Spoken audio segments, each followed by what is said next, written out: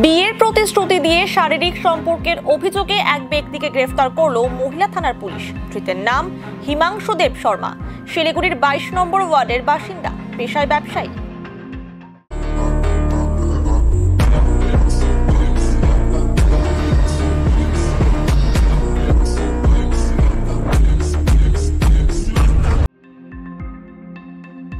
গত 4 বছর আগে মালবাজারের বাসিন্দা এক বিবাহিত মহিলা শিলিগুড়িতে তার আত্মীয়ের বাড়িতে আসেন।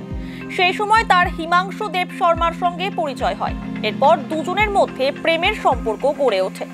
অভিযোগ, মহিলাকে বিয়ের কথা বলে একাধিকবার শারীরিক সম্পর্ক তৈরি করে ব্যক্তি। এরপর মহিলা গর্ভবতী হয়ে 2021 সালে এক সন্তানের জন্ম দেয়। এরপরই মহিলার সঙ্গে দূরত্ব তৈরি করেন ব্যক্তি। মহিলার অভিযোগ, হিমাংশু দেব শর্মা তাকে স্ত্রীর সম্মান দেয়নি এবং সন্তানকেও গ্রহণ করেননি। এরপরই চলতি বছরের 28শে জুন শিলিগুড়ি মহিলা থানায় লিখিত অভিযোগ দায়ের করেন মহিলা।